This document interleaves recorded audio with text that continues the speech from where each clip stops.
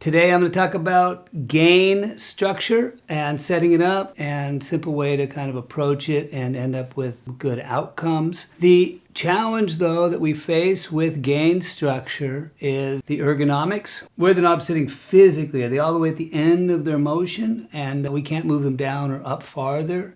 The visuals, are they visually in a logical position that allows us to mix fluidly? And then a noise floor on the bottom end and distortion on the top end, staying away from those two extremes. And so we're kind of trying to tailor the signal to fit and get those four dynamics together. I've got a pretty simple setup here, a cheap mixer. What I'm going to show you will work on this. It'll work in digital, it'll work on anything really, because the concepts are the same. And I've got a music player, Better Than Nothing. Thank you, Ria Rosa Band and JT O'Neill for letting me use the song here on YouTube. I've got a pulse popper checker, phase checker, the pulse, sending a quick sharp pulse that I'll use. It kind of acts like a kick drum to deal with a very dynamic signal. And like plucking guitars or anything that's got a lot of, dynamics to it. And then I've got a tone generator set at 150 cycles, which will play a tone, which just kind of gives the idea like what a bass guitar or any of these, a keyboard or something that's got a more consistent. So very dynamic, very consistent, and then music combination between should be good enough for what we're trying to do. I'm staying away from the two extremes. Noise floor. Noise floor is the electronic hiss or hum that's induced on cables.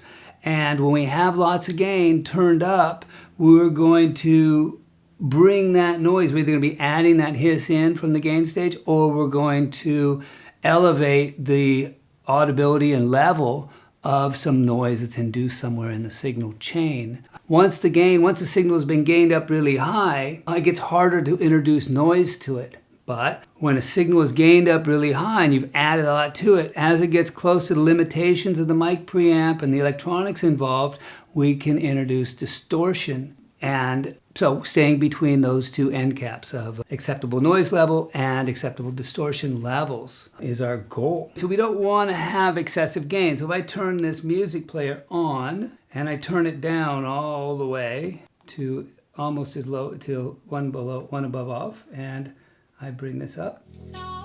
And now the gain is up really high. Just you and I. Go ahead and pause it. So there's a good part of the signal is hiss, because I've got the player turned down all the way. I'm sending a very low signal and I'm gaining it up a lot.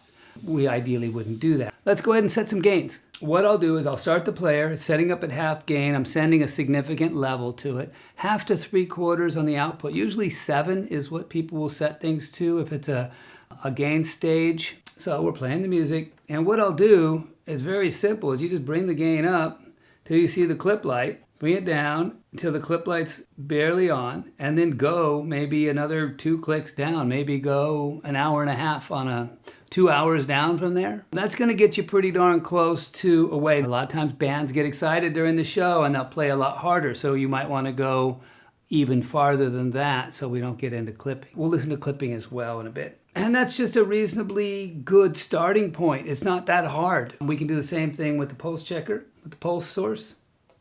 And that's playing, and we'll bring it up. There it's clipping, and we'll bring it down till it stops clipping. And there it's just about, I would say, 9:30 on the hour hand, halfway between 9 and 10, and I'm going to bring it down to 9, 8. I'm bringing it down to about 8 o'clock. Looks good to me. And then with the tone, let's go ahead and bring that up, and that's all the way up. But we don't have enough gain there. Let's bring that up here, and that's all the way up around 3:30, about 3 o'clock, and I'm going to bring it down to 1. All right, so now I've set my gains for the 3 different signals we're dealing with. The next thing I would do is set my output fader on this configuration right now. I've got it here on this single. I'm not using the stereo out. So I'll set that at the 0 level because I really want to have some room to go up, plus 10 up there and down a bit, but I want to have it up in a nice place there. And now let's see what happens. So as soon as I barely move this fader, it's getting pretty loud. And this, let's go ahead and turn it up. All right, so I'm hitting max volume and I'm barely moving this fader up 1/4 of an inch from the bottom. That happens a lot. If you have too much PA for the room, or you've got a PA with output capabilities much higher than the actual level that you're going to run it, it's very rare that you'll have everything matched to where everything's just going to line up perfect.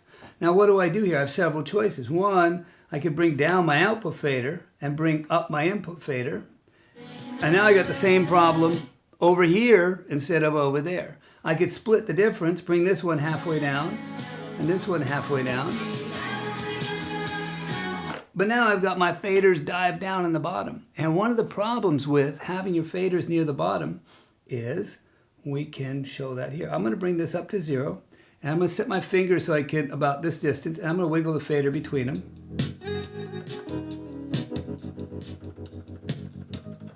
So that's with my faders just wider than the thing. Now I'm going to do the exact same thing with the output turned down, and I'll bring the input up.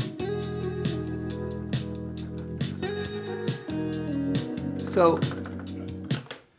what you heard is a lot of vibrato effect when it was down near the bottom, because it's very gainy, it's very sensitive. Faders are very sensitive. A lot of dB change for very little motion down at the bottom of the slide there. And once you get up to that 2/3 point, right around the 0, they're going to be a lot less sensitive, and you're going to have a lot more ability to fine tune things. So we really want to get these faders up into this range. Let's do the same thing with the pulse checker. I'll bring this up to where I want it at the 0 level. I'll bring Now here, with this pulse, I did the exact same thing on the gain all the way across. I'm actually able to get it up quite a bit louder. I'll bring the music up.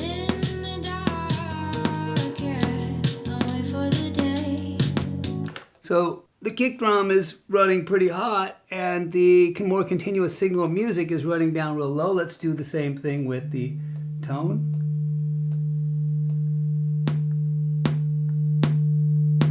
And I'll kind of bounce. Maybe if that was a show, I'd have them in there somewhere. Maybe I'd EQ the kick drum.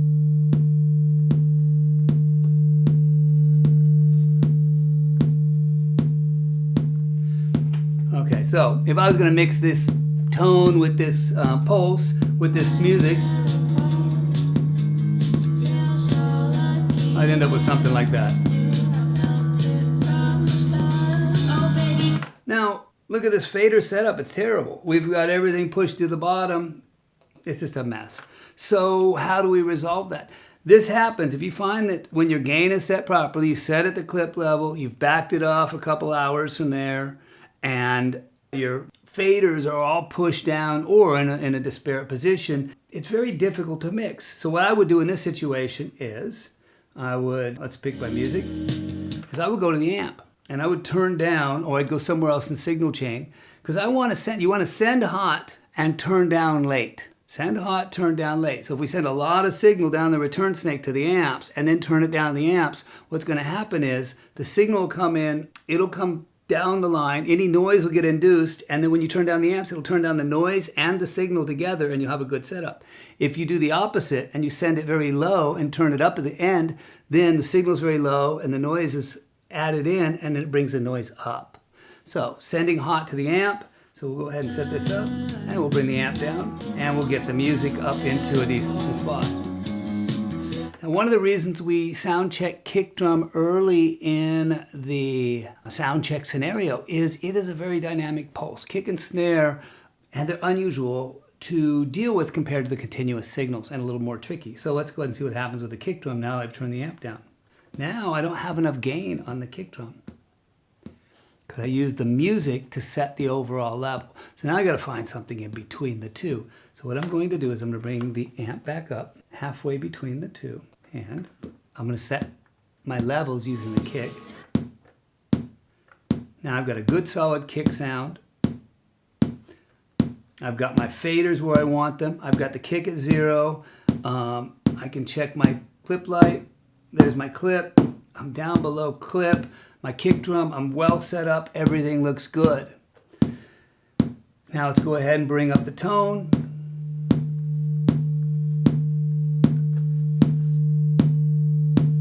Here, we again have set up, so now our bass or our tone, our consistent signal is way too low. How do I adjust for that? Well, the gain, we've got a lot of room between that hiss and distortion range. The clip on the kicks run the dynamic signals like kick drum, you want to run them hot on the gains.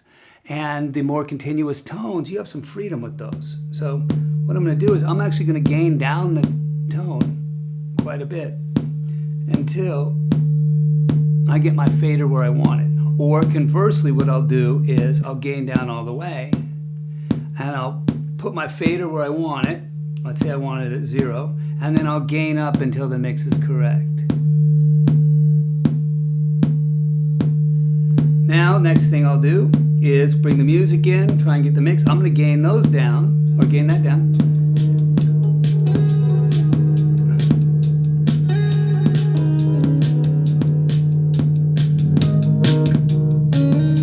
Now we're a bit hot, but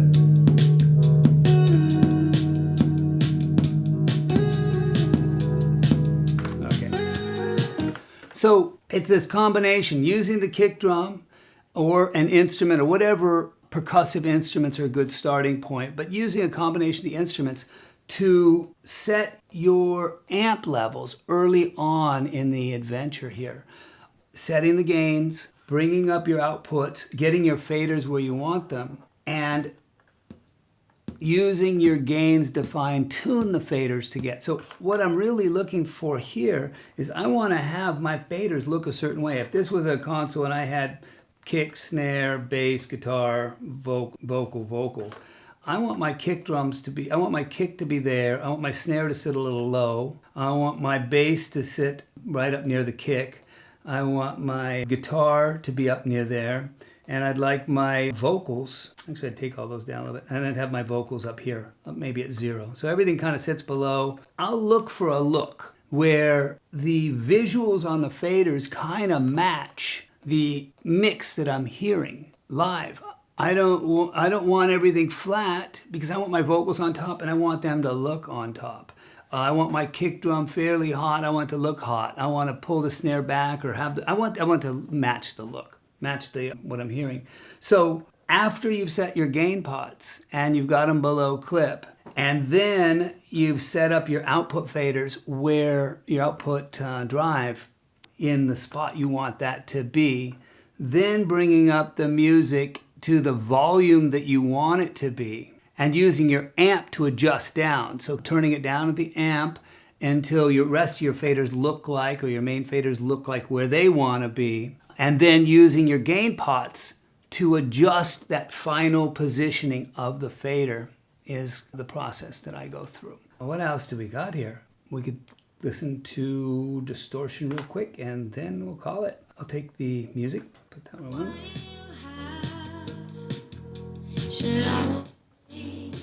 So, overloaded mic pre. We want to stay out of that.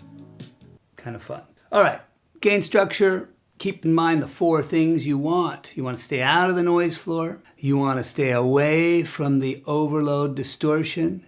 You want to create a scenario that is ergonomically productive to work on, where your faders are in the middle range, somewhere around that -10 or -15, -20 to the 0 or +3 range, kind of in the middle third of the fader range. And you want it visually to be paralleling either what you're hearing or what you're trying to accomplish.